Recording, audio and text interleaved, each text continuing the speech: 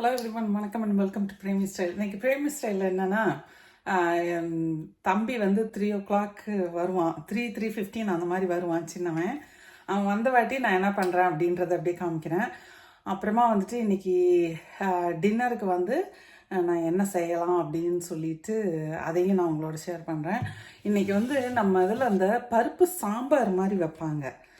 துவரம் பருப்பில் சாம்பார் மாதிரியும் இருக்காது, பருப்பு ரசம்னு எங்கள் ஊரில் சொல்லுவாங்க. துவரம் பருப்பில் வைப்பாங்க.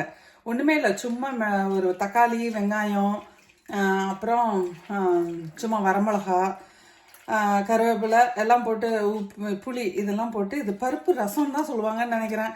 ஆனால் இது வந்து ரொம்ப நல்லாயிருக்கும். ஒரு மாதிரி அது வந்து நம்ம ஊர்லலாம் அந்த காலத்தில் இது பண்ணுவாங்கல்ல, அந்த மாதிரி இந்த டேஸ்ட் எனக்கு ரொம்ப பிடிக்கும். அதனால் இதை வந்து நான் வந்து பருப்பு ரசம் தான் சொல்ல போகிறேன். இல்லை ஒருவேளை தண்ணி சாம்பார் அப்படின்னு சொல்லுவாங்கன்னு நினைக்கிறேன். இல்லை கிள்ளி போட்ட சாம்பார்னு சொல்கிறாங்களா என்னன்னு எனக்கு தெரியல. பட் ஆனால் நான் வந்து என்னோட ஸ்டைலில் நான் உங்களுக்கு வச்சு காமிக்கிறேன். நிறைய பேர் ஒரு மாதிரி இதெல்லாம் இந்த தக்காளி எல்லாம் தாளித்து அப்படிலாம் வைப்பாங்க. நான் பாருங்கள், இந்த பருப்பை நல்லா ஊற வச்சுட்டேன். ஏறக்குறைய ஒரு 4 hours அந்த மாதிரி ஊறிடுச்சு. அதனால் நான் இதை வந்து குக்கரில் போட மாட்டேன். அப்படியே பாத்திரத்தில் இதுலேயே வந்து இப்போ என்ன பண்ண போகிறேன்னு பாருங்கள். இப்போது நான் வந்து ஒரு சாண்ட்விச் பண்ணிகிட்டு இருந்தேங்க. இது பாருங்கள், இந்த ப்ரெட்டு செம்ம சூப்பருங்க, செம்மையாக இருக்குது. அவன் வந்தது வந்து ஒரு 3:15 போல் வந்தான். ஸோ அவனுக்காக நான் வந்து இது பண்ணிகிட்ருக்கேன். அது வந்து அங்கே வந்து டீ நல்லா கொதிஞ்சிட்ருக்கு. இந்த ப்ரெட்டை பற்றி சொல்லணுன்னு தான் நான் உங்கள்கிட்ட இதை காமிக்கிறேன்னு, இல்லைன்னா நான் இதை செய்ய மாட்டேன். பட் ஜஸ்ட்டு ஒரு முட்டையை போட்டு ஒரு சீஸை ஸ்லைஸ் போட்டு அப்படியே ஒரு சாண்ட்விச் மாதிரி பண்ணி கொடுத்துட்ருக்குறேன் அவனுக்கு. இது ஒன்றும் பெரிய விஷயம்லாம் ஒன்றும் இல்லைங்க. ஜஸ்ட்டு இது ப்ரெட்டை வந்து இந்த தோசைக்கல்லுலேயே போட்டு அப்படியே டோஸ்ட் பண்ணி முட்டை ஆம்லெட் தான் போட்டு அப்படியே எடுத்து வச்சுடுவேன். டீயோடு வச்சுட்டா அவனுக்கு ஒரு இதாக போயிடும். கொஞ்சம் பசிக்கட்டும் பசங்களுக்குன்னு சொல்லிட்டு இப்படி கொடுக்குறது நான். இந்த ப்ரெட்டை நான் இருங்க காமிக்கிறேன் உங்களுக்கு. ரொம்ப நல்லா இருக்குதுங்க. க்ரசாண்ட் லோஃப்னு சொல்லிட்டு இருங்க டேபிள் மேலே வச்சுட்டேன். அதில் வந்து 2 loaves வரும் ஒரு இதில். க்ரசாண்ட் லோஃப்னு சொல்லிட்டு காஸ்கோவில் தான் வாங்கினேன். It's really tasty, very good. அப்புறம் இது என்னன்னு பார்த்தீங்கன்னா, இது சும்மா ஸ்வீட் பொட்டேட்டோ. எங்கள் வீட்டில் எப்பயுமே ஸ்வீட் பொட்டேட்டோ கொஞ்சம் அதிகம் நான் தான் நிறையா சாப்பிடுவேன். ஸோ அதுதான் இதை ஷேர் பண்ணணும். ரொம்ப நல்லா இருக்குங்க. எனக்கு தெரியல, நிறைய பேர் யூஎஸில் வாங்கி சாப்பிட்ருக்கீங்களா இருக்கும். But it's really really good. அப்படியே டீ ஆற்றிட போகிறேன். டீ ஆற்றிட்டு என் பையனுக்கு இந்த ப்ரெட்டு சாண்ட்விச் பண்ணியிருக்கேன்ல, இதை வச்சேன்னு வச்சுக்கோங்க, அமிர்தமாக சாப்பிட்ருவான் தம்பி. அப்புறம் ஒரு நாள் கடையில் எங்கே போயிருந்தேன், மயர் கார்டனில் தான் அந்த கிஃப்ட் ஷாப் இருக்குது இல்லைங்களா, இங்கெல்லாம் அங்கங்கே கிஃப்ட் ஷாப் இருக்குது இல்லைங்களா. அப்போ வந்துட்டு நம்ம ஊரில் அந்த வெள்ளை கலரில் டீ கிளாஸ் இருக்கும்ல, அந்த மாதிரி ஒரு கப்பு பார்த்தேன். அதை இருங்க காமிக்கிறேன். எனக்கு ஒரே சிரிப்பு. அன்றைக்கி அதை பார்த்துட்டு அநியாயம் அதுக்கு விலை கொடுத்தேன் பாருங்க. ஆசைக்கு வாங்கினா இப்படி தான் விலை கொடுத்துட்டு வரணும். பட் எனக்கு என்னமோ இது நல்லா பிடிச்சிருந்தது. இதோ இந்த கப்பு தான் சொல்கிறேன். இது ஒரு மாதிரி எனக்கு என்னமோ நம்ம ஊரில் அந்த கடைங்கெல்லாம் இந்த டீ கப் இருக்கு இல்லைங்களா, இந்த இது வச்சு டிசைன் வச்சு அந்த மாதிரி ஒரு இது இருந்தது. ஸோ இதை வாங்கிட்டு வந்தேன். இதுக்கு என்ன $8 என்னமோ கொடுத்தேன் நான். பட் இருந்தாலும் எனக்கு ஒரு நல்ல ஒரு சாட்டிஸ்ஃபேக்ஷன் இருந்துச்சு. இந்த கப்பில் நான் குடிக்க போகிறேன். Super taste. வந்து என் சின்ன பையனுக்கு எப்படினாலும் இந்த கப்புலெல்லாம் எப்படி ஆற்றினாலும் கீழே ஊற்றிடுதுங்க. நம்ம சில்வர் டம்ளரில் ஆற்றணும் அப்படின்னா அது ஊற்றாது. இருங்க, இந்த கப்பில் இருக்குது எவ்வளோ தான் இருக்குதுன்னு பார்க்கலாம். ஓகே, ஓரளவுக்கு ஏறக்குறைய நம்ம சில்வர் கப்பில் ஒரு கப் இருக்குது போல இருக்குது. நினைப்பீங்க, ஒரு டீயை வச்சுக்கிட்டு சிஸ்டர் எத்தனை கப்பில் நீங்கள் ஊற்றிட்டு கிடக்குறீங்க அப்படின்னு. எல்லாம் என்ன பண்ணுறது, வீடியோ எடுக்கிறேன்ல, அதனால் அப்படி போட்டுட்ருக்கேன். பார்த்தீங்களா, சூப்பராக செஞ்சாச்சு. சாண்ட்விச் கிடையாது, ஒரு ஆம்லெட், எக் ஆம்லெட் மாதிரி. நல்லா இருக்கா? தம்பிக்கு இருங்கட்டும், இதோட ஏதாவது ஸ்நாக்கு கொடுத்தா நல்லா அழகாக உட்காந்து சாப்பிட்ருவான். ஹே ஜேசன்,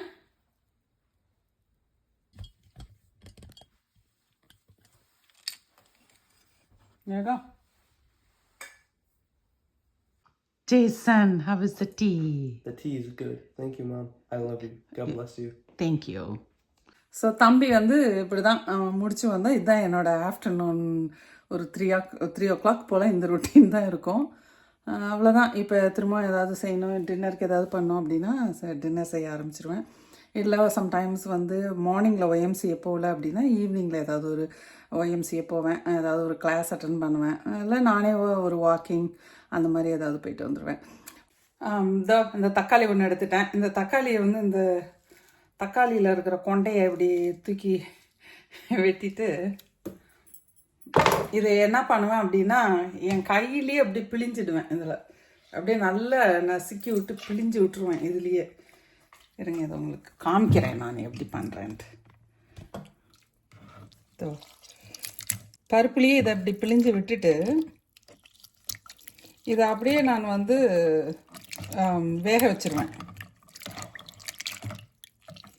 என் பிள்ளைங்களுக்கும் அது பிடிக்கும். துவரம் பருப்பில் இந்த மாதிரி செஞ்சாக்க என் பிள்ளைங்களுக்கு ஏற்கனவே நான் செய்கிற சாம்பார் பிடிக்கும், காரம் இல்லாமல் செய்வேன். அதனால் அது பிடிக்கும் ஏற்கனவே. இது பாருங்கள், பருப்பு நல்லா இப்போ அழுத்தும் போதே அது உடையிற மாதிரி ஆகிடும், அந்தளவுக்கு இதாகி போச்சு. இது இப்படி பண்ணால் இதில் ஒரு நல்ல டேஸ்ட் இருக்குதுங்க. நிஜமாவே எனக்கு அப்படி ஒரு ஃபீலு. இந்த மாதிரி பருப்பு ரசம் வச்சாக்கா நம்மளுக்கு அப்படி நல்லா இருக்குது அப்படின்னு சொல்லி எனக்கே ஒரு ஃபீலு. அதனால் நான் இப்படி தான் பண்ணுறேன். ஸோ அதை தான் உங்ககிட்ட ஷேர் பண்ணுறேன். அதான் நல்லா அது ரெண்டையும் இது பண்ணி வச்சுட்டு அதை அப்படியே ஊற்றி கொதிக்க வைக்க வேண்டியதான். வேக வைக்கணும், பருப்பு வேகணும், நல்லா கொதிக்க வைக்க வேண்டியதான். இது நான் இப்போ தக்காளி பழம் ஒரு நல்லா ஃபுல்லாக ஒரு பெரிய தக்காளி போட்டதுனால புளி நான் ரொம்ப கம்மியாக தாங்க போடுவேன். சும்மா ஒரு சின்ன ஒரு புளியங்கொட்டை சொட்டுன்னு சொல்லுவாங்களா, அந்த சின்னதாக இருக்கும்ல, அந்த மாதிரி தான் நான் போடுவேன். இப்போ இதில் வந்து நான் என்னென்ன போடுறேன்னு பாருங்கள். இது டர்மரிக் பவுட்ரு, இது விளக்கெண்ணெய், நிறைய விட மாட்டேன், சும்மா ரவுண்டு. விளக்கெண்ணெய் வந்து வயிற்றுக்கு ரொம்ப நல்லது. நம்ம பெருங்காயம் பொடி கொஞ்சம் அப்படி தூவிடுவேன். அது பாட்டுக்கு வேவட்டும். இது ஒரு 20 minutes கூட ஆகாதுங்க, நல்லா வெந்துடும். ஏன்னா வந்து இது பருப்பு நல்லா ஊறிடுச்சுல, சூப்பராக வெந்துடும் இது. ஸோ புளி இவ்வளோதாங்க நான் போடுவேன். ஏன்னா தக்காளி நல்லா பெருசாக இருந்துச்சு இல்லைங்களா, இது ரெண்டும் அதிகமாக போட்டால் அப்படியே ரொம்ப புளிப்பாயிடுன்னு சொல்லிட்டு இவ்வளோதான் புளி. அப்புறம் இடிகளில் நல்ல ஒரு 2 பல்லு பூண்டு, ஜீரகம், பெப்பர்கார்ன், மிளகு, அப்புறமா வந்து கொஞ்சோண்டு ஒரு வரமிளகா. நான் வந்து மிளகா ரொம்ப கம்மியாக தாங்க போடுவேங்க. எங்கள் வீட்டில் பிள்ளைங்க சாப்பிடாதுங்க, நானுமே இப்படியே சாப்பிட்டு பழகிட்டேன். ஸோ இது அப்புறமா வந்துட்டு நல்ல கருவேப்பிலை, கொத்தமல்லி அதுவும் இதுலேயே போட்டுருவேன். போட்டுட்டு சூப்பராக இடிப்பேன். எனக்கு இந்த இடிக்கும்போது வருங்கப்பார் ஒரு ஸ்மெல்லு அவ்வளோ சூப்பராக இருக்குங்க. அப்படி ஒரு ஸ்மெல் இருக்கும். எனக்கு அந்த மனம் வந்து அவ்வளோ பிடிக்கும். I just love it. அப்புறம் எல்லோரும் நினச்சிருப்பீங்க பருப்பு தக்காளி இது பண்ணி வேக விட இவங்க பூண்டை போடலையே அப்படின்லாம். ஸோ நான் வந்து இந்த இது வந்துட்டு பூண்டெல்லாம் இந்த மாதிரி வந்து இது ஸ்மாஷ் பண்ணி தான் போடுவேன். நம்ம இந்தியன் சமையல்லையே இந்த இடிகளுக்கு இருக்கிற ஒரு மகிமை அந்த இதெல்லாம் வேறு எதுலேயுமே இருக்காது. இது அது அப்படியே அந்த பாருங்களேன், அவ்வளோ வாசனை அடிக்கும், அப்படி கம்மன்னு வாசனை அடிக்கும். அதனால் இதை வந்து இப்படி இடிச்சிட்டு இந்த இடித்து வச்ச மிக்ஸ் இருக்குது இல்லைங்களா, இந்த மிக்ஸை வந்து அழகாக அந்த புளி தண்ணி கரைச்சேன் இல்லைங்களா, அந்த கண்டெய்னரில் போட்டுருவேன். இந்த கண்டெய்னருக்கு ஒரு பெரிய ஸ்டோரி இருக்குது, அதை சொல்லணும் உங்ககிட்ட. ஆனால் அவ்வளோ ஒரு வாசனை அடிக்குங்க, என்ன மாதிரி ஒரு வாசனை. என்னடா புளி தண்ணி ரவுண்ட் இருக்குதுன்னு பார்ப்பாதீங்க, நான் கொஞ்சோண்டு தான், நான் செய்கிறதே கம்மியாக தான் செய்கிறேன். அதனால தான் தண்ணி கொஞ்சம் கம்மியாக வச்சேன். ரொம்ப அப்படியே தண்ணி மாதிரி இருந்தாலும் பிள்ளைங்க சூப்பு குடிக்கிற மாதிரி ஆகிடும். தண்ணி ஊற்றுறதுல கவனமாக ஊற்றணும். அப்புறம் நான் மீதி இன்னும் கொஞ்சம் கொத்தமல்லி, கருவேப்பிலை போடுவேன். அதை எப்போ போடுறேன்றதை நம்ம பார்க்கலாம். ஸோ இந்த கண்டெய்னர் வந்து நான் கல்யாணம் ஆகி 2000 இங்கே வந்தப்போ என்னோடய மதரன்ல எனக்கு கொடுத்தது. அப்படி ஒரு ஸ்ட்ராங்கான ஒரு இதுங்க, பேன் கேக்குக்கு இந்த மாதிரி புளி தண்ணி கரைக்கிறதுக்கு இதுக்கு எல்லாத்துக்குமே நான் இதை தான் யூஸ் பண்ணுவேன். ஏற்கனவே என் வீடியோவில் நீங்கள் பார்த்துருப்பீங்க. ஸோ இப்போ பாருங்கள், அந்த இது நல்லா கொதிச்சிருச்சு. நல்லா அந்த பருப்பும் அப்படியே நல்லா கொஞ்சம் மலர்ந்து வெந்து வந்திருக்கும். நீங்கள் பார்த்தாவே தெரியும், அந்த பருப்பு இப்படி இது பண்ணி பார்த்தாவே தெரியும். இந்த ரசத்துக்கு இந்த பருப்பு வந்து அப்படியே ரொம்ப குழையாமல் அந்த மலர்ந்து இருந்தால் தான் அந்த டேஸ்ட் இருக்கும். அட்லீஸ்ட் எனக்கு அப்படி இருந்தால் தான் பிடிக்கும். அதனால தான் நான் வந்து ஸ்டவ் டாப்லேயே வேக வைக்கிறது. குக்கரில் வச்சா அப்படியே கொலன்னு ஆகிடுங்க. ஸோ அது வெந்ததும் நல்லா அந்த தக்காளியும் நல்லா வெந்துட்டு இப்போ வந்து அந்த கரைச்சி வச்சுருக்கோம் இல்லைங்களா, இடித்து வச்ச கரைசல், அந்த புளி தண்ணியோடு சேர்த்து எடுத்து இதில் ஊற்றிடுவேன். எல்லோரும் நினைப்பீங்க, என்ன சிஸ்டர் தாளிக்கவே இல்லையே நீங்கன்னு. தாளிப்பேன். ஸோ பருப்பு ரசம், அதனால் நம்ம இஷ்டத்துக்கு கொஞ்சம் தண்ணியை ஊற்றிக்கலாம். உப்பு, புளி, காரம் இது 3மே நம்ம வந்து எவ்வளோ லிக்விடாக வேணும், எப்படி வேணுன்றதுக்கு தகுந்த மாதிரி அட்ஜஸ்ட் பண்ணிக்கலாம். என் வீட்டு குழம்புல வந்து காரம் அவ்வளோவா இருக்காது, சுத்தமாக இருக்காதுன்ட்டுல. இப்போ நீங்கள் பார்த்தீங்கல்ல, அவ்வளோதான் இருக்கும். இந்த ரசம் ஃபுல்லாக வைக்கிறதுக்கே நான் அந்த ஒரு சின்ன ஒரு மிளகாய் தான் போட்டேன். ஸோ இந்த டைமில் நான் வந்து சும்மா எண்ணெயில் வந்து கடுகு ஒரு 2-3 வெந்தயம் போட்டு தாளித்து அதில் கொட்டிடுவேன். ஸோ அதனால தான் இந்த தாளிப்பு கரண்டி அதில் வச்சு நல்லெண்ணெயில் தாங்க தாளிப்பேன். நல்லெண்ணெய் இல்லைன்னா தேங்காய் எண்ணெய், பட் இன்றைக்கி நான் வந்து தாளிக்கிறது வந்து நல்லெண்ணெயில். ஸோ இவ்வளோ தான் நான் வந்து இதுக்கு நம்ம மஸ்டர்ட் சீடும் ஃபெனுக்ரிக் அந்த நம்ம வெந்தயமும் போடுவேன். இது 2மே வந்துட்டு கொஞ்சம் தான் போடுவேன். எனக்கு 2வது இது வந்து ஜீரகம் இல்லைங்க, ஒரு சிலர் வந்து இந்த வடகம்னு சொல்கிறாங்கல்ல, அதில் தாளிப்பாங்க. அதில் தாளித்தா அது ரொம்ப நல்லாயிருக்கும்னு சொல்லுவாங்க. பட் எனக்கு அந்த வடகம் வந்து சுத்தமாக பிடிக்காதுங்க. அதில் தாளித்தா என்னமோ குழம்பு மேலாம் பூச்சி என்னமோ கருப்பாக மிதக்கிற மாதிரி இருக்குது. அதனால் எனக்கு அந்த வடகம் இது பண்ணுறதே பிடிக்காது. ஆனால் அது டேஸ்ட்டாக இருக்கும், அது ஸ்மெல்லெல்லாம் நல்லாயிருக்கும். பட் ஒரு ப்ளசன்ட் லுக்கு கொடுக்காது, அது ஒரு மாதிரி இருக்கும். ஸோ இப்போ வந்து நல்லெண்ணெய் ஊற்றியாச்சு. நல்லெண்ணெய் ஊற்றி அது வந்து நல்லா ஹீட் ஆனதும் நம்ம வந்து அந்த மஸ்டர்ட் சீடையும் ஃபெனுக்ரிக் சீடையும் அப்படி போட வேண்டியதுதான். போட்டு அது நல்லா பொரிஞ்சதும் நம்ம வந்து அதை தூக்கி அப்படியே அந்த பருப்பு தக்காளி அந்த ரசம் இருக்குது இல்லைங்களா, அதில் ஊற்றிட வேண்டியது தான். இந்த நாய்ஸஸ்லாம் இருக்குது இல்லைங்களா, அந்த சத்தம், மஸ்டர்ட் சீடு வெடிக்கிற சத்தம், இதெல்லாம் என்ன ஒரு சாட்டிஸ்ஃபையிங் சவுண்டு இல்லை நம்ம கிச்சனில். இது என்ன அப்படின்னு பார்த்தீங்கன்னா, ஒரு சிலர் வந்து இந்த டைமில் வந்து அந்த ஹிங்க் பவுடரு இதெல்லாம் போடுவாங்க, தாளிக்கும் போது கருவேப்பிலை போடுவாங்க. பட் எனக்கு வந்து அந்த பச்சை மணம் வந்து மாறாமல் இருக்கணும். பச்சை மணம் மாறிடுச்சுன்னா அது என்னன்னு தெரிலங்க, அது ஒரு வித்தியாசமான ஒரு டேஸ்ட் இருக்குது. ஸோ நான் வந்து இப்படி தான் பண்ணுவேன். நான் ஆக்சுவலாக ப்ளெயினாக ரசம் வச்சாலும் இப்படி தான் பண்ணுவேன். நம்ம புளி ஊற வச்சு ரசம் வைக்கிறோம் இல்லைங்களா, அதுக்கும் இப்படி தான் நான் பண்ணுவேன். அது வந்து வெறும் அந்த இதுதான், கடுகு மட்டும்தான் நான் தாளித்து கொட்டுவேன், மற்ற எதுவுமே இருக்காது அதில். ஸோ எனக்கு வந்து இந்த மாதிரி அந்த ரா டேஸ்ட் இருக்கணும். when it is raw it tastes really good. But everyone are different. Each one have their own preferences and they do what they like and according to their taste. But I just love the raw taste in the rasam. And then அப்புறம் தேவையான அளவு salt add பண்ணிவிட்டு taste நல்லா இருக்கான்னு பார்த்துட்டு ஒரு கொதி விடுவேன். அப்புறம் கடைசியாக அந்த வந்து ஸ்டவ் ஆஃப் பண்ணும்போது இதை ஆட் பண்ணிடுவேன். ஓகே,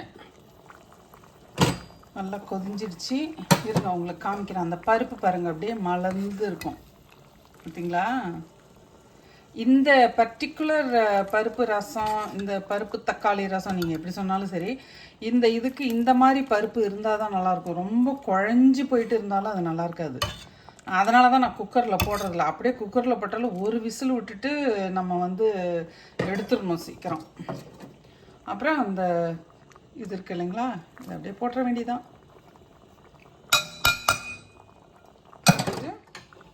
இதை ஆஃப் பண்ணிடலாம், அவ்வளோதான். அதில் சாதம் இருக்குது. அப்புறம் இதுதான் எங்களுக்கு டின்னர், தம்பிக்கும் எனக்கும். பாருங்க, சூப்பராக இருக்குது பார்க்கும்போதே சூப்பராக இருக்குல்ல. அருமை. ஓகேங்க, என்னோடய ஸ்டைலில் நான் எப்படி வைக்கிறேன்றதை நீங்கள் பார்த்துருப்பீங்க. இதில் வந்து என்ன அப்படின்னா, நான் வந்து வெங்காயமே சேர்க்கலை. நிறைய பேர் அதை யோசனை பண்ணிக்கிட்டே இருந்திருப்பீங்க, ஏன் இவங்க வெங்காயம் சேர்க்கலை அப்படின்னு சொல்லிட்டு. ஆரம்பத்தில் நான் சேர்த்தேன், ஆனால் என் பிள்ளைங்களுக்கு அது பிடிக்கல. அதனால் அதிலேருந்து வெங்காயத்தை வந்து நான் விட்டுட்டேன். I don't add onion at all. அது என்னன்னே தெரில, என் பிள்ளைங்களுக்கு இந்த மாதிரி பருப்பு இது வைக்கும்போது மட்டும் அனியன் சேர்த்துனா, அது அந்த ஸ்மால் அனியனாக இருந்தாலும் சரி, பிக் அனியனாக இருந்தாலும் சரி, பிள்ளைங்களுக்கு சுத்தமாக பிடிக்கல. ஸோ அதனால் இது வந்து நான் வந்து அனியன் இல்லாமையே செய்கிறது. நான் அதை ஆரம்பத்திலே சொல்லலாம்னு நினச்சேன், but I thought I later சொல்லலாம் அப்படின்னு சொல்லி இதான் அதை விட்டுட்டேன். அப்புறம் வெங்காயத்தை அவங்க அப்படி விட்டுட்டாங்கன்னு சொல்லிட்டு நீங்கள் அவங்கள ஃபோர்ஸ் பண்ணலையா சிஸ்டர் அப்படின்னு உங்களுக்கு கொஸ்டின் வரும். I don't force. என் பிள்ளைங்க எது சாப்பிட்றாங்க அப்படின்றத பார்த்து நான் கரெக்டாக கொடுப்பேன். கரெக்டாக கொடுக்கறதுல அவங்களோட டேஸ்ட்டுக்கு தகுந்த மாதிரி தான் நான் செய்வேன். ரொம்ப ஓவர் டூவும் பண்ண மாட்டேன். பட் ஒரு சில சமயத்தில் நம்ம ஃபுட்டை பிள்ளைங்க சாப்பிடும்போது அவங்களுக்கு தகுந்த மாதிரி மாடிஃபை பண்ணி கொடுத்தா தான் பிள்ளைங்களுக்கு பிடிக்கும்.